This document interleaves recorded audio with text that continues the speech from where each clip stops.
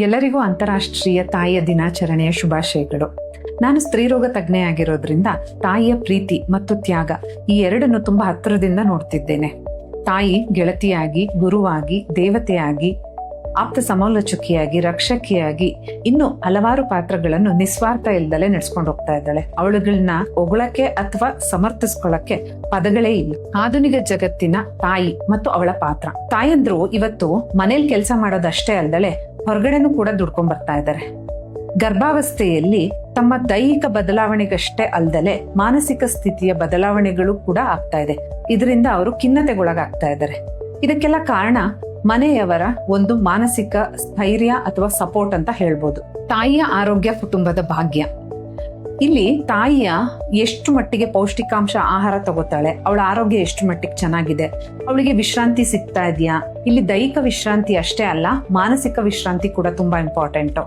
ಅವಳಿಗೆ annual health checkups ಆಗ್ತಾ ಇದೆಯಾ, ಬ್ಲಡ್ ಇನ್ವೆಸ್ಟಿಗೇಷನ್ಸ್, ಒಂದು thyroid, haemoglobin, sugar test, cholesterol, ಮತ್ತೆ ಹೊಟ್ಟೆಯ ಭಾಗದ ಸ್ಕ್ಯಾನ್ಸ್ಗಳು, ಮತ್ತೆ ಕ್ಯಾನ್ಸರ್ ಸ್ಕ್ರೀನಿಂಗ್ ಅಂತ ಹೇಳಿದ್ರೆ ಕ್ಯಾನ್ಸರ್ ಬರೋದಕ್ಕೆ ಮುಂಚೆ ಕೆಲವು ಟೆಸ್ಟ್ಗಳು ಮಾಡ್ತಾ ಇರ್ತಾರೆ. ಬ್ರೆಸ್ಟ್ ಕ್ಯಾನ್ಸರ್ ಆಗಿರ್ಬೋದು, ಪಾಪ್ಸ್ಮಿಯರ್ಸ್ ಆಗಿರ್ಬೋದು, ಇನ್ನು ಹಲವಾರು ಟೆಸ್ಟ್ಗಳು ಮಾಡೋದ್ರಿಂದ ನಾವು ಕ್ಯಾನ್ಸರ್ ಬರೋದನ್ನ ತಾಯಂದ್ರಲ್ಲಿ ತಡಿಬಹುದು. ನಿಮ್ಮನೇಲಿ ಅಕ್ಕ, ತಂಗಿ, ತಾಯಿ, ಅತ್ತೆ, ಅಮ್ಮ, ಅಜ್ಜಿ ಎಲ್ಲರನ್ನು ಆನ್ಯುವಲ್ ಹೆಲ್ತ್ ಚೆಕಪ್ ಮಾಡಿಸೋದು ತುಂಬಾ ಇಂಪಾರ್ಟೆಂಟ್. ಮತ್ತೆ ತಾಯಂದ್ರಿಗೆ ಒಂದು ಕಿವಿ ಮಾತು ಹೇಳಕ್ ಇಷ್ಟಪಡ್ತೀನಿ. ನೀವು ಆರೋಗ್ಯವಾಗಿದ್ರೆ ಮಾತ್ರ ನಿಮ್ಮ ಮನೆ ಸಂತೋಷವಾಗಿರೋದು. ಎಲ್ಲರಿಗೂ ತಾಯಂದಿರ ದಿನದ ಹಾರ್ದಿಕ ಶುಭಾಶಯಗಳು ಮತ್ತು ಧನ್ಯವಾದಗಳು.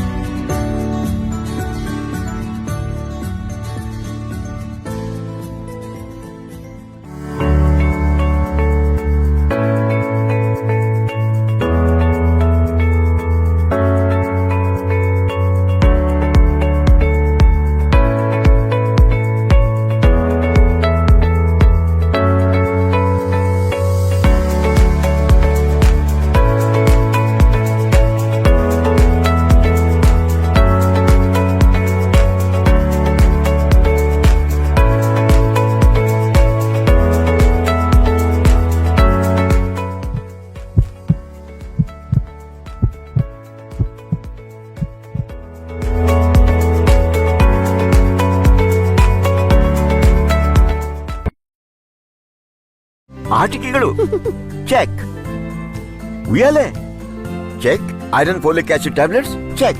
ಮತ್ತೆ ನಮ್ಮ ಮೆಟರ್ನಿಟಿ ಶೂಟ್ ಅದನ್ನ ಯಾವಾಗ್ಲೂ ಬುಕ್ ಮಾಡಿದಾಗಿದೆ. ಅಂದಾಗೆ HIV ಮತ್ತು ಸಿಫಿಲಿಸ್ ಪರೀಕ್ಷೆಗಳು ಸಹ ಚೆಕ್. HIV ಮತ್ತು ಸಿಫಿಲಿಸ್ ಪರೀಕ್ಷೆಗಳು ಮರ್ತ್ಬಿಟ್ಯಾ? ಡಾಕ್ಟರ್ ಹೇಳಿದ್ದಾರೆ ಗರ್ಭಾವಸ್ಥೆಯಲ್ಲಿ ಇತರ ಎಲ್ಲಾ ಪರೀಕ್ಷೆಗಳ ಜೊತೆ HIV ಮತ್ತು ಸಿಫಿಲಿಸ್ ಪರೀಕ್ಷೆಗಳನ್ನ ಆದಷ್ಟು ಬೇಗ ಮಾಡಿಸ್ಕೊಳ್ಳೋದು ಬಹಳ ಮುಖ್ಯ ಅಂತ. ನೀವು ನಮ್ಮ ಮಗುವಿನ ಸುರಕ್ಷತೆಯ ಜವಾಬ್ದಾರಿಯನ್ನು ಈಗಿಂದಲೇ ತಗೊಂಡ್ರಿ. ಹೊಸ ಜೀವನದ ಬಗ್ಗೆ ವಿಷಯ ಬಂದಾಗ ಪ್ರತಿಯೊಂದು ಸಿದ್ಧತೆಯೂ ಮುಖ್ಯ. ಗರ್ಭಾವಸ್ಥೆಯಲ್ಲಿ ಸಾಧ್ಯವಾದಷ್ಟು ಬೇಗ HIV ಮತ್ತು ಸಿಫಿಲಿಸ್ ಪರೀಕ್ಷೆ ಮಾಡಿಸಿಕೊಳ್ಳಿ. ಇದರಿಂದ ಮಗುವನ್ನು HIV ಮತ್ತು ಸಿಫಿಲಿಸ್ ಸೋಂಕಿನಿಂದ ರಕ್ಷಿಸಬಹುದು ಮತ್ತು ತಾಯಿ ಮತ್ತು ಮಗು ಆರೋಗ್ಯಕರ ಮತ್ತು ದೀರ್ಘ ಜೀವನವನ್ನ ನಡೆಸಬಹುದು. ಭಾರತ ಸರ್ಕಾರದ ವತಿಯಿಂದ ಸರ್ಕಾರಿ ಆಸ್ಪತ್ರೆಗಳಲ್ಲಿ ಪರೀಕ್ಷೆ ಮತ್ತು ಚಿಕಿತ್ಸೆ ಉಚಿತವಾಗಿ ಲಭ್ಯವಿದೆ. ಬನ್ನಿ, ಸುರಕ್ಷಿತ ಭವಿಷ್ಯಕ್ಕಾಗಿ ಒಟ್ಟಾಗಿ ಸಿದ್ಧತೆ ಪ್ರಾರಂಭಿಸೋಣ. ಸಾವು ಅನ್ನುವುದು ಅನಿವಾರ್ಯ. ಆದರೆ ಸತ್ತ ಮೇಲೂ ನಾವು ಮತ್ತೊಬ್ಬರ ಕಣ್ಣಿನಲ್ಲಿ ದೃಷ್ಟಿಯಾಗಿ, ಮತ್ತೊಬ್ಬರ ಎದೆಯಲ್ಲಿ ಬಡಿತವಾಗಿ ಉಳಿಯಲು ಸಾಧ್ಯವಿದೆ. ಅದೇ ಅಂಗಾಂಗ ದಾನ. ಈ ಉದಾತ್ತ ಕಾರ್ಯದಲ್ಲಿ ನಮ್ಮ ಕರ್ನಾಟಕ ಇಂದು ದೇಶಕ್ಕೆ ಮಾದರಿಯಾಗಿದೆ. ಆಪ್ತರ ಸಾವಿನ ನೋವಿನ ನಡುವೆಯೂ ನೂರಾರು ಕುಟುಂಬಗಳು ತೋರಿದ ಆ ಧೈರ್ಯ ಮತ್ತು ಉದಾರತೆ ನಿಜಕ್ಕೂ ಶ್ಲಾಘನೀಯ. ಒಬ್ಬರು ಅಂಗಾಂಗ ದಾನ ಮಾಡುವುದರಿಂದ ಬರೋಬ್ಬರಿ 8 ಜನರ ಬದುಕಿನಲ್ಲಿ ಹೊಸ ಬೆಳಕು ಮೂಡಿಸಲು ಸಾಧ್ಯವಿದೆ. ಬನ್ನಿ, ಅಂಗಾಂಗ ದಾನದ ಬಗ್ಗೆ ಇರುವ ತಪ್ಪು ಕಲ್ಪನೆಗಳನ್ನು ದೂರ ಮಾಡೋಣ. ಸಾವಿನ ನಂತರವೂ ಮತ್ತೊಬ್ಬರ ಉಸಿರಾಗಿ ಬದುಕುವ ಈ ಪುಣ್ಯದ ಕೆಲಸಕ್ಕೆ ನಾವೆಲ್ಲರೂ ಕೈ ಜೋಡಿಸೋಣ. ಜೀವ ಉಳಿಸುವ ಸರ್ಕಾರದ ಸಂಕಲ್ಪಕ್ಕೆ ಜೊತೆಯಾಗೋಣ. ಈವರೆಗೆ 60,000ಕ್ಕೂ ಹೆಚ್ಚು ಹೃದಯವಂತರು ಅಂಗಾಂಗ ದಾನಕ್ಕೆ ನೋಂದಾಯಿಸಿಕೊಂಡಿದ್ದಾರೆ. ನಿಮ್ಮ ಒಂದು ಸಣ್ಣ ನಿರ್ಧಾರ 8 ಜನರಿಗೆ ಹೊಸ ಬದುಕು ನೀಡಬಲ್ಲದು. ಪ್ರಕಟಣೆ ಆರೋಗ್ಯ ಮತ್ತು ಕುಟುಂಬ ಕಲ್ಯಾಣ ಇಲಾಖೆ, ಕರ್ನಾಟಕ ಸರ್ಕಾರ. ಬದುಕು ಎನ್ನುವುದು ನೀರಿನ ಮೇಲಿನ ಗುಳ್ಳೆಯಂತೆ. ಅದರಲ್ಲೂ ಹೃದಯಾಘಾತ ಸಂಭವಿಸಿದಾಗ ಆ ಗೋಲ್ಡನ್ ಅವರ್ನ ಪ್ರತಿಕ್ಷಣವು ಅತ್ಯಮೂಲ್ಯ. ನಮ್ಮೆಲ್ಲರ ಪ್ರೀತಿಯ ಅಪ್ಪು ಅವರ ನೆನಪಿನಲ್ಲಿ ಕರ್ನಾಟಕ ಸರ್ಕಾರವು ಪ್ರತಿಯೊಬ್ಬ ಕನ್ನಡಿಗನ ಜೀವ ಉಳಿಸಲು ಸಂಕಲ್ಪ ಮಾಡಿದೆ. ರಾಜ್ಯಾದ್ಯಂತ ಸರ್ಕಾರಿ ಆಸ್ಪತ್ರೆಗಳಲ್ಲಿ ಬರೋಬ್ಬರಿ 20,000 ರೂಪಾಯಿ ಬೆಲೆಯ ಜೀವದಾಯಕ ಇಂಜೆಕ್ಷನ್ ಅನ್ನು ಸಂಪೂರ್ಣ ಉಚಿತವಾಗಿ ನೀಡುತ್ತಿದ್ದೇವೆ. ಹಣದ ಚಿಂತೆ ಬೇಡ. ಅಲ್ಲಿ ಉಚಿತ ECG ತಪಾಸಣೆ ಮತ್ತು ಅಗತ್ಯವಿದ್ದರೆ ಉಚಿತ ಇಂಜೆಕ್ಷನ್ ಲಭ್ಯವಿದೆ. ಆಗಾಗ್ಗೆ ಎದೆ ನೋವು ಕಾಣಿಸಿಕೊಳ್ಳುತ್ತಿದೆಯಾ? ನಿರ್ಲಕ್ಷ್ಯ ಮಾಡಬೇಡಿ. ಕೂಡಲೇ ಹತ್ತಿರದ ಸರ್ಕಾರಿ ಆಸ್ಪತ್ರೆಗೆ ಧಾವಿಸಿ ತಪಾಸಣೆಗೆ ಒಳಪಡಿ. ನಿಮಗೆ ಹೃದಯಾಘಾತ ಸಂಭವಿಸಿದೆ ಎಂದು ವೈದ್ಯರು ಸೂಚಿಸಿದ್ದಲ್ಲಿ ಟೆನೆಕ್ಟಪ್ಲೆಸ್ ಇಂಜೆಕ್ಷನ್ ಅನ್ನು ಉಚಿತವಾಗಿ ನೀಡಲಾಗುವುದು. ನಂತರ ಅಗತ್ಯವಿರುವ ಹೆಚ್ಚಿನ ಚಿಕಿತ್ಸೆಗೆ ಜಿಲ್ಲಾಸ್ಪತ್ರೆಗೆ ಕಳುಹಿಸಲಾಗುವುದು. ನೆನಪಿಡಿ, ಸಮಯ ಪ್ರಜ್ಞೆ ಮತ್ತು ಉಚಿತ ಚಿಕಿತ್ಸೆ ನಿಮ್ಮ ಬದುಕನ್ನು ಮತ್ತೆ ಬೆಳಗಬಲ್ಲದು. ಪ್ರಕಟಣೆ ಆರೋಗ್ಯ ಮತ್ತು ಕುಟುಂಬ ಕಲ್ಯಾಣ ಇಲಾಖೆ, ಕರ್ನಾಟಕ ಸರ್ಕಾರ. ಹೆಣ್ಣು ಮಕ್ಕಳ ಆರೋಗ್ಯವೇ ಮನೆಯ ಸಂಭ್ರಮ. ಮುಟ್ಟಿನ ಸಮಯದಲ್ಲಿ ನೈರ್ಮಲ್ಯ ಕಾಪಾಡುವುದು ನಾಚಿಕೆಯ ವಿಷಯವಲ್ಲ, ಅದು ಪ್ರತಿ ಹೆಣ್ಣಿನ ಹಕ್ಕು. ಈ ಹಕ್ಕನ್ನು ಗೌರವಿಸಲು ನಮ್ಮ ಸರ್ಕಾರ ಶುಚಿ ಮತ್ತು ಮೈತ್ರಿ ಯೋಜನೆಯನ್ನು ಜಾರಿಗೆ ತಂದಿದೆ. ಸರಿಯಾದ ನೈರ್ಮಲ್ಯದ ಸೌಲಭ್ಯವಿಲ್ಲದೆ ಯಾವೊಬ್ಬ ವಿದ್ಯಾರ್ಥಿನಿಯೂ ತನ್ನ ಓದಿನಿಂದ ಅಥವಾ ಕನಸುಗಳಿಂದ ವಂಚಿತರಾಗಬಾರದು. ಇದು ಒಂದು ಯೋಜನೆಯಷ್ಟೇ ಅಲ್ಲ, ನಿಮ್ಮ ಆರೋಗ್ಯ ಮತ್ತು ಆತ್ಮಗೌರವ ಘನತೆಯ ಬದುಕಿನ ಬಗ್ಗೆ ಇರುವ ಕಾಳಜಿ. ಹಾಗಾಗಿ ಈ ಸೌಲಭ್ಯಗಳನ್ನು ಮುಕ್ತವಾಗಿ ಬಳಸಿ ಆರೋಗ್ಯವಂತ ಮತ್ತು ಸದೃಢ ಕರ್ನಾಟಕವನ್ನು ಕಟ್ಟಲು ನಮ್ಮೊಂದಿಗೆ ಕೈಜೋಡಿಸಿ. ಈ ಯೋಜನೆ ಅಡಿ 19 ಲಕ್ಷಕ್ಕೂ ಅಧಿಕ ವಿದ್ಯಾರ್ಥಿನಿಯರಿಗೆ ಸ್ಯಾನಿಟರಿ ಪ್ಯಾಡ್ಗಳನ್ನು, 10 ಲಕ್ಷ ಮುಟ್ಟಿನ ಕಪ್ಗಳನ್ನು ಕೂಡ ಮೈತ್ರಿ ಯೋಜನೆ ಅಡಿ ವಿತರಿಸಲಾಗುತ್ತಿದೆ. ಪ್ರಕಟಣೆ ಆರೋಗ್ಯ ಮತ್ತು ಕುಟುಂಬ ಕಲ್ಯಾಣ ಇಲಾಖೆ, ಕರ್ನಾಟಕ ಸರ್ಕಾರ. ಶೇಕಡ 80% ಹೆಚ್ಚಿನ out of hospital cardiac arrest ಅಂದರೆ ಹೃದಯ ಸ್ತಂಭನಗಳು ಮನೆಗಳಲ್ಲಿ ಆಗ್ತವೆ. ಆ ಟೈಮ್ನಲ್ಲಿ ಪೇಷಂಟ್ ಪಕ್ಕ ಯಾರಿರ್ತಾರೋ ಅವ್ರು ತಗೊಳ್ಳೋ ಇಮಿಡಿಯೇಟ್ ಆಕ್ಷನ್ಸ್ಗಳಿಂದ ಪೇಷಂಟ್ದ ಜೀವನ ಉಳಿಸ್ಬೋದು. ನಮಸ್ಕಾರ, ನಾನು doctor Prithvishree Ravindra. KMC Manipal emergency ವಿಭಾಗದಲ್ಲಿ ನಾನು ಅಡಿಷನಲ್ ಪ್ರೊಫೆಸರ್ ಆಗಿ ಕೆಲಸ ಮಾಡ್ತಿದ್ದೀನಿ. ಇವತ್ತು ನಾನು ನಿಮಗೆ ಕಾರ್ಡಿಯಾಕ್ ಅರೆಸ್ಟ್ ಅಥವಾ ಹೃದಯ ಸ್ತಂಭನ ಬಗ್ಗೆ ಡೀಟೇಲ್ ಆಗಿ ಒಂದು ವಿವರಣೆ ಕೊಡ್ತೇನೆ. ಕಾರ್ಡಿಯಾಕ್ ಅರೆಸ್ಟ್ ಅಂದರೆ ಏನು? ನಮ್ಮೆಲ್ಲರಿಗೂ ಗೊತ್ತಿರೋ ಹಾಗೆ ಹೃದಯದ ಕೆಲಸ ಏನು ಬಾಡಿಯಲ್ಲಿ ಅಂದರೆ, ಹೃದಯ ಒಂದು ಪಂಪು. ಹೃದಯ ಪಂಪ್ ಮಾಡೋದ್ರಿಂದ ನಮ್ಮ ಇಂಪಾರ್ಟೆಂಟ್ ಆರ್ಗನ್ಸ್ ಅಂದರೆ ಬ್ರೈನ್, ಕಿಡ್ನಿ ಮತ್ತು ಬೇರೆ ಬೇರೆ ಈ ಥರ ಆರ್ಗನ್ಸ್ಗಳಿಗೆ blood supply, oxygen supply, nutrients ಎಲ್ಲ ಸಿಗತ್ತೆ. ಹಾರ್ಟ್ ಸ್ಟಾಪ್ ಆಗಿಬಿಟ್ರೆ ಅಂದರೆ ನಮ್ಮ ಬಾಡಿಯಲ್ಲಿರುವ ಪಂಪೇ ಸ್ಟಾಪ್ ಆಗಿಬಿಟ್ರೆ ಆ ಒಂದು ಸಿಚುಯೇಷನ್ನ ನಾವು ಕಾರ್ಡಿಯಾಕ್ ಅರೆಸ್ಟ್ ಅಂತ ಹೇಳ್ತೇವೆ. ಈ ಥರ ಆಗೋದ್ರಿಂದ ಏನಾಗುತ್ತೆ ಅಂದರೆ ನಮಗೆ ಬ್ರೈನ್ಗೆ ಆಕ್ಸಿಜನ್, ಬ್ಲಡ್ ಸಪ್ಲೈ ಎಲ್ಲ ಸಿಗೋದಿಲ್ಲ, ಹಾರ್ಟಿಗೆ ಸಿಗೋದಿಲ್ಲ ಮತ್ತು ಎಲ್ಲ ಇಂಪಾರ್ಟೆಂಟ್ ಆರ್ಗನ್ಸ್ಗೆ ಸಿಗೋದಿಲ್ಲ. ಈ ಒಂದು ಸಿಚುಯೇಷನಲ್ಲಿ ಪ್ರತಿಯೊಂದು ಕ್ಷಣ ಕೂಡ ತುಂಬ ಮ್ಯಾಟರ್ ಆಗುತ್ತೆ. ಆಗ ನಾವು ಇಮಿಡಿಯೇಟ್ ಆಗಿ ಸ್ಟೆಪ್ಸ್ ತಗೊಬೇಕು. ಆ ಸ್ಟೆಪ್ಸಿಂದ ಒಬ್ಬರ ಜೀವನವನ್ನು ನಾವು ಉಳಿಸಬಹುದು. ಹಾಗೆ ನೆಕ್ಸ್ಟ್ ಕ್ವೆಶನ್ ಬರುತ್ತೆ, ಹಾರ್ಟ್ ಅಟ್ಯಾಕ್ ಮತ್ತು ಕಾರ್ಡಿಯಾಕ್ ಅರೆಸ್ಟ್ ಸೇಮಾ? ಇಲ್ಲ. ಹಾರ್ಟ್ ಅಟ್ಯಾಕ್ ಅಂದರೆ ನಮ್ಮದು ಹಾರ್ಟದು ಆರ್ಟರೀಸ್ ಅಂದರೆ ಕೊರೊನರಿ ಆರ್ಟರೀಸಲ್ಲಿ ಏನಾದರೂ ಬ್ಲಾಕ್ ಇದ್ದಾಗ ಅದನ್ನು ನಾವು ಹಾರ್ಟ್ ಅಟ್ಯಾಕ್ ಅಂತ ಹೇಳ್ತೇವೆ. ಆ ಸಿಚುವೇಷನಲ್ಲಿ ಏನಾಗುತ್ತೆ ಅಂದರೆ ಆ ಆರ್ಟರಿಯಿಂದ ಸಿಗ್ತಾ ಇರೋ ಒಂದು ಹಾರ್ಟದು ಏರಿಯಾಗೆ ಬ್ಲಡ್ ಸಪ್ಲೈ, ನ್ಯೂಟ್ರಿಯೆಂಟ್ಸ್, ಆಕ್ಸಿಜನ್ ಸಿಗದೆ ಇರೋದ್ರಿಂದ ಆಗ ಒಂದು ಹಾರ್ಟ್ ಅಟ್ಯಾಕ್ ಆಗುತ್ತೆ. ಆಗ ಒಬ್ಬರು ವ್ಯಕ್ತಿಗೆ ಎದೆ ನೋವು ಬರುತ್ತೆ, ಬೆವರು ಬರಬಹುದು. ಅದೇ ಟೈಮ್ಗೆ ಒಂದೊಂದ್ಸತಿ ಜಾ ಪೇನು, ಕೈಗೆ ಹೋಗೋ ನೋವು, ತಲೆ ಚಕ್ಕರ್, ಉಸಿರಾಟ ತೊಂದರೆ, ಇಂಥ ಕೆಲವೊಂದು ಸಿಂಪ್ಟಮ್ಸ್ ಬರುತ್ತೆ. ಸಪೋಸ್ ಹಾರ್ಟ್ ಸ್ಟಾಪ್ ಆಗಿದ್ರೆ, ಹೃದಯ ಸ್ತಂಭನ ಅಥವಾ ಕಾರ್ಡಿಯಾಕ್ ಅರೆಸ್ಟ್ ಆಗಿದ್ರೆ ಪೇಷಂಟ್ಗೆ ಇರೋ ಸಿಂಪ್ಟಮ್ಸು ಅವರು ಕಾನ್ಷಿಯಸ್ ಇರೋದಿಲ್ಲ, ಉಸಿರಾಟ ಇರೋದಿಲ್ಲ. ಕಾರ್ಡಿಯಾಕ್ ಅರೆಸ್ಟ್ದು ಕಾಸಸ್ಸು ಬೇರೆ ಬೇರೆ ಇರುತ್ತೆ. ಹಾರ್ಟ್ ಅಟ್ಯಾಕ್ ಮೇಜರ್ ಆಗಿದ್ರೆ ಆಗ್ಬೋದು, ಸ್ಟ್ರೋಕಿಂದ ಆಗ್ಬೋದು, ಪಾಯ್ಸನ್ ತಗೊಳ್ಳಿದ್ರೆ ಆಗಿರ್ಬೋದು, ಆಕ್ಸಿಡೆಂಟಿಂದ ಆಗ್ಬೋದು, ಡ್ರೌನಿಂಗಿಂದ ಆಗ್ಬೋದು. ಈ ಥರ ಬೇರೆ ಬೇರೆ ರೀಸನ್ಸಿಂದ ಒಂದು ಹಾರ್ಟ್ ಸ್ಟಾಪ್ ಆಗ್ಬೋದು. ಆ ಥರ ಆದಾಗ ಅದನ್ನು ನಾವು ಕಾರ್ಡಿಯಾಕ್ ಅರೆಸ್ಟ್ ಅಂತ ಹೇಳ್ತೇವೆ. ಕಾರ್ಡಿಯಾಕ್ ಅರೆಸ್ಟ್ ಯಾವುದೇ ಏಜ್ ಗ್ರೂಪಲ್ಲಿ ಆಗ್ಬೋದು, ಮಕ್ಕಳಲ್ಲಿ ಆಗ್ಬೋದು, ಯುವಕರಲ್ಲಿ ಆಗ್ಬೋದು, ಅಥವಾ ಯಾರು ಓಲ್ಡರ್ ಇರ್ತಾರೆ ಅವರಲ್ಲಿ ಕೂಡ ಆಗ್ಬೋದು. ಪ್ರೆಗ್ನೆಂಟ್ ಇರೋರಲ್ಲಿ ಆಗ್ಬೋದು, ವಿಮೆನ್ನಲ್ಲಿ ಆಗ್ಬೋದು, ಮೆನ್ನಲ್ಲಿ ಆಗ್ಬೋದು, ಸೊ ಎಲ್ಲ ಥರದ ಜನರಲ್ಲೂ ಕಾರ್ಡಿಯಾಕ್ ಅರೆಸ್ಟ್ ಆಗ್ಬೋದು. ಒಂದ್ಸತಿ ಕಾರ್ಡಿಯಾಕ್ ಅರೆಸ್ಟ್ ಆದರೆ ಇಮಿಡಿಯೇಟ್ ಸ್ಟೆಪ್ಸ್ ನಾವೇನು ತಗೋತೀವಿ ಅದು ತುಂಬ ಇಂಪಾರ್ಟೆಂಟ್. ಈಗ ನಾನು ನಿಮಗೆ ಕಾರ್ಡಿಯಾಕ್ ಅರೆಸ್ಟ್ನ ಹೇಗೆ ರೆಕಗ್ನೈಸ್ ಮಾಡೋದು ಮತ್ತು ಈ ಥರ ನಮ್ಮ ಮುಂದೆ ಒಬ್ಬರು ವ್ಯಕ್ತಿಗೆ ಕಾರ್ಡಿಯಾಕ್ ಅರೆಸ್ಟ್ ಆದರೆ ನಾವು ಏನು ಸ್ಟೆಪ್ಸ್ ತೊಗೊಬೋದು ಅಂತ ಹೇಳ್ಕೊಡ್ತೀನಿ.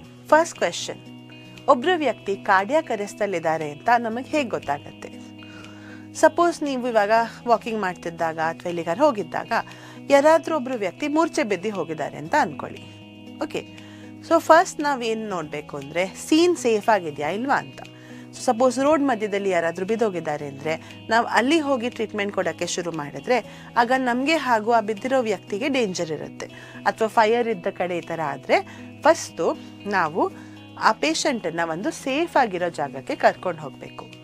ಒಂದ್ಸತಿ ನಾವು ಅದನ್ನು ಮಾಡಿದ್ಮೇಲೆ ಫಸ್ಟ್ ಸ್ಟೆಪ್ ಏನು ಅಂದರೆ ಅವ್ರಿಗೆ ನಾವು ಕಾನ್ಷಿಯಸ್ ಇದ್ದಾರಾ ಇಲ್ವಾ ಅಂತ ಚೆಕ್ ಮಾಡಬೇಕು. ಸೊ ಶೋಲ್ಡರಲ್ಲಿ ನಾವು ಟ್ಯಾಪ್ ಮಾಡಿಬಿಟ್ಟು ಎಬ್ಬಿಸ್ಲಿಕ್ಕೆ ನಾವು ಪ್ರಯತ್ನ ಮಾಡ್ತೇವೆ. ಹೇಳಿ, ಸಪೋಸ್ ಅವರು ಇದು ಮಾಡಿದ್ಮೇಲೆ ಕೂಡ ಎಚ್ಚರ ಆಗಿಲ್ಲ ಅಂತ ಹೇಳಿದ್ರೆ ನೆಕ್ಸ್ಟ್ ನಾವು ಹೆಲ್ಪ್ಗೆ ಕಾಲ್ ಮಾಡ್ತೇವೆ. ಸೊ ನಾವು ಆ್ಯಂಬುಲೆನ್ಸ್ಗೆ ಕಾಲ್ ಮಾಡ್ಬೋದು, ಇಲ್ಲ ನಮ್ಮ ಜೊತೆ ಇರೋ ಸ್ನೇಹಿತರಿಗೆ ಅವರಿಗೆ ಆ್ಯಂಬುಲೆನ್ಸ್ನ ಕಾಲ್ ಮಾಡಿ ಹೆಲ್ಪ್ ಕರ್ಕೊಂಡು ಬನ್ನಿ ಅಂತ ನಾವು ಹೇಳ್ಬೋದು. ಹೆಲ್ಪ್ ಕಾಲ್ ಮಾಡಿದ್ಮೇಲೆ ನೆಕ್ಸ್ಟು ನಾವು ಈಗ ಮೂರ್ಛೆ ಬಿದ್ದ ವ್ಯಕ್ತಿಗೆ ಕಾರ್ಡಿಯಾಕ್ ಅರೆಸ್ಟ್ ಆಗಿದೆಯೋ ಇಲ್ವೋ ಅಂತ ಚೆಕ್ ಮಾಡಬೇಕು. ಸೊ ಅದಕ್ಕೆ ನಾವು ಅವರ ಪಲ್ಸ್ ಹಾಗೂ ಉಸಿರಾಟನ ನೋಡಬೇಕು. ಪಲ್ಸ್ ಎಲ್ಲಿ ಚೆಕ್ ಮಾಡೋದು ಅಂದರೆ ಅವರ ನೆಕ್ಕಿನಲ್ಲಿ ನಾವು ಮಧ್ಯದಲ್ಲಿ ಇರೋದು ಅವ್ರದ್ದು ವಿಂಡ್ ಪೈಪು. ಸೊ ಈ ಥರ 3 ಫಿಂಗರ್ಸ್ ತೊಗೊಂಡ್ಬಿಟ್ಟು ಅವ್ರದ್ದು ವಿಂಡ್ ಪೈಪ್ ಪಕ್ಕದಲ್ಲಿ ಇಲ್ಲಿ ನಾವು ಚೆಕ್ ಮಾಡಬೇಕು. ಸೊ ಇದು ನಮ್ಮ ಪೇಷಂಟ್ ಅಂದರೆ ಇದು ಅವ್ರ ಮಧ್ಯದ ವಿಂಡ್ ಪೈಪ್ ಇದ್ದರೆ ಜಸ್ಟ್ ನೆಕ್ಸ್ಟ್ ಸ್ಲೈಡ್ ಮಾಡಿಬಿಟ್ಟು ಪಲ್ಸ್ ಚೆಕ್ ಮಾಡಬೇಕು. ಪಲ್ಸ್ ಚೆಕ್ ಮಾಡೋ ಸೇಮ್ ಟೈಮ್ಗೆ ನಾವು ಅವರು ಎದೆನ ಸ್ಕ್ಯಾನ್ ಮಾಡಿಬಿಟ್ಟು ಎದೆ ಮೇಲೆ ಕೆಳಗೆ ಹೋಗ್ತಾ ಇದೆಯಾ, ಅವರು ನಾರ್ಮಲ್ ಆಗಿ ಉಸಿರಾಡ್ತಾ ಇದ್ದಾರಾ ಅಂತ ಚೆಕ್ ಮಾಡಬೇಕು. ಇದು ನಾವು at least 5 seconds but not more than 10 seconds ನಾವು ಚೆಕ್ ಮಾಡ್ತೇವೆ. ಸೊ ನಾನು 5 ಸೆಕೆಂಡ್ಸ್ ಅವ್ರದ್ದು ಪಲ್ಸ್ ಇದೆಯಾ ಮತ್ತು ಉಸಿರಾಡ್ತಾ ಇದ್ದಾರಾ ಅಂತ ಚೆಕ್ ಮಾಡ್ತಾ ಇದ್ದೀನಿ. ಸಪೋಸ್ 5 to 10 ಸೆಕೆಂಡ್ಸ್ ಚೆಕ್ ಮಾಡಿದಾಗ ಅವ್ರದ್ದು ಪಲ್ಸ್ ಇಲ್ಲ ಮತ್ತು ಉಸಿರಾಟ ಇಲ್ಲ ಅಂದರೆ ಅವರು ಕಾರ್ಡಿಯಾಕ್ ಅರೆಸ್ಟಲ್ಲಿ ಇದ್ದಾರೆ. ಅದಕ್ಕೆ ನಾವು CPR ಅಂದರೆ ಕಾರ್ಡಿಯೋ ಪಲ್ಮನರಿ ರಿಸಸಿಟೇಷನ್ನ ಶುರು ಮಾಡಬೇಕು.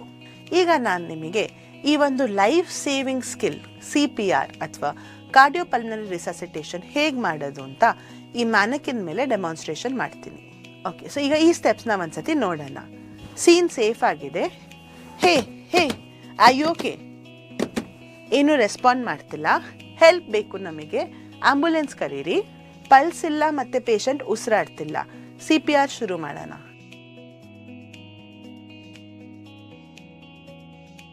CPR ಮಾಡೋಕ್ಕೆ ನಿಮ್ಮ 2 ಕೈನ ಮುಂದೆ ಇಟ್ಟು ಜೋಡಿಸ್ಬೇಕು, ಲಾಕ್ ಮಾಡಬೇಕು. ಇಂಪಾರ್ಟೆಂಟ್ ಏನು ಅಂದರೆ ನಮ್ಮದು ಶೋಲ್ಡರ್, ಎಲ್ಬೋ, ರಿಸ್ಟು ಒಂದೇ ಲೈನಲ್ಲಿ ಇರಬೇಕು ಮತ್ತು ಮೂಮೆಂಟು ಹಿಪ್ಪಲ್ಲಿ ಆಗಬೇಕು. CPR ಮಾಡೋಕ್ಕೆ ಪೇಷಂಟಿದು ಚೆಸ್ಟದು ಸೆಂಟರಲ್ಲಿ ಈ ನಮ್ಮ ಸ್ಟರ್ನಮ್ ಬೋನ್ ಅಥವಾ ಬ್ರೆಸ್ಟ್ ಬೋನ್ ಅಂತೇನು ಹೇಳ್ತಾರೆ ಅದು ಲೋವರ್ ಹಾಫಲ್ಲಿ ನಾವು ನಮ್ಮದು ಹ್ಯಾಂಡದು ಹೀಲ್ನ ಇಡಬೇಕು. ಸೊ ನಮ್ಮದು heel of the hand lower half of chest centre of the ಚೆಸ್ಟಲ್ಲಿ ಇರುತ್ತೆ ಇಲ್ಲಿ. ಸೊ ಈಗ ಕೈ ಮುಂದೆ ಮಾಡಬೇಕು, ಲಾಕ್ ಒಟ್ಟಿಗೆ ಮಾಡಿ centre of the chest lower half of ಸ್ಟರ್ನಮಲ್ಲಿ CPR ಶುರು ಮಾಡಬೇಕು.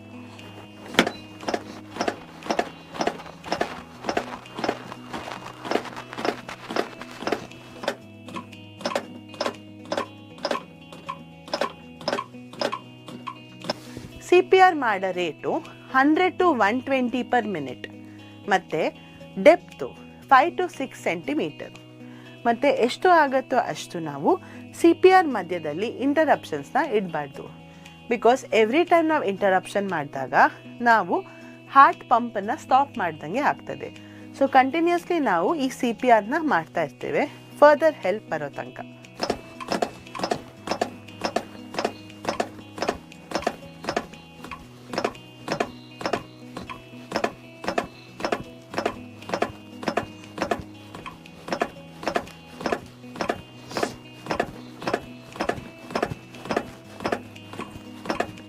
ಈ ರೀತಿಯಾಗಿ ಸಿಂಪಲ್ ಸ್ಟೆಪ್ಸಿಂದ ನಾವು ಒಬ್ರದ್ದು ಕಾರ್ಡಿಯಾಕ್ ಅರೆಸ್ಟ್ ಆಗಿದೆ ಅಂತ ಪತ್ತೆ ಹಚ್ಬೋದು ಮತ್ತು ಅವರಿಗೆ life saving CPR, hands only CPR ಕೊಡ್ಬೋದು. ಇದೇ ಸಮಯದಲ್ಲಿ ಸಪೋಸ್ ನಮ್ಮ ಹತ್ರ AED ಅಂದರೆ ಆಟೋಮೇಟೆಡ್ ಎಕ್ಸ್ಟರ್ನಲ್ ಡಿಫಿಬ್ರಿಲೇಟರ್ ಇದ್ದರೆ ಅದನ್ನು ಕೂಡ ನಾವು ಉಪಯೋಗಿಸ್ಬೋದು. ಈ AED ಏನು ಮಾಡುತ್ತೆ ಅಂದರೆ ಹಾರ್ಟದ ರಿದಮಲ್ಲಿ ಪ್ರಾಬ್ಲಮ್ ಇದ್ದರೆ ಶಾಕ್ ಕೊಟ್ಬಿಟ್ಟು ಅದನ್ನು ಸರಿಪಡಿಸತ್ತೆ. ಎಲ್ಲ ಏರ್ಪೋರ್ಟ್ಸಲ್ಲಿ, ಬಸ್ ಸ್ಟಾಪ್ಸಲ್ಲಿ, ರೈಲ್ವೆ ಸ್ಟೇಷನ್ಸಲ್ಲಿ ಮತ್ತು ಜಾಸ್ತಿ ಜನ ಸೇರುವಂಥ ಕಾನ್ಸರ್ಟ್ ಅಂಥ ಜಾಗದಲ್ಲಿ ಕೂಡ AED ಅವಲಭ್ಯ ಇರುತ್ತೆ. ಸೊ ಸಪೋಸ್ ನೀವು ಅಂಥ ಒಂದು ಜಾಗದಲ್ಲಿದ್ದು ಅಥವಾ AED ಅವೈಲೇಬಲ್ ಇದೆ ಅಂತ ನಮಗೆ ಗೊತ್ತಿದ್ರೆ ಅದನ್ನು ಕೂಡ ನಾವು ಯೂಸ್ ಮಾಡಿಬಿಟ್ಟು ಆ ಮಷೀನನ್ನು ನಾವು ಉಪಯೋಗಿಸಿ ಶಾಕ್ ಕೂಡ ಕೊಡಬಹುದು. ಈಗ ನೀವು ಕಲಿತ್ರಲ್ವಾ, ಈ ಸಿಂಪಲ್ ಸ್ಟೆಪ್ಸಿಂದ ಒಬ್ಬರು ಜೀವ ಉಳಿಸ್ಬೋದು. ಸೊ ಇನ್ನು ನೀವು CPRನ ಟ್ರೈನಿಂಗ್ ತೊಗೊಂಡು ನೀವು ಮಾತ್ರ ಅಲ್ಲ, ನಿಮ್ಮ ಫ್ಯಾಮಿಲಿಗೆಲ್ಲ CPRನ ಕಲಿಬೇಕು ಅಂತ ನೀವು ಹೇಳಬೇಕು. ಇದೇ ರೀತಿಯಲ್ಲಿ ನಾವು ಸಿಂಪಲ್ ಆಗಿರೋ ಸ್ಟೆಪ್ಸಿಂದ CPR ಮಾಡಿಬಿಟ್ಟು ಒಬ್ಬರು ಜೀವನ ಉಳಿಸ್ಬೋದು. ಅದಕ್ಕೆ ನೀವು CPR ಕಲಿಬೇಕು, ಜ್ಞಾಪಕ ಇಟ್ಕೊಂಡು ಬೇರೆಯವರಿಗೆ ಕೂಡ ಹೇಳ್ಕೊಡ್ಬೇಕು. Thank you.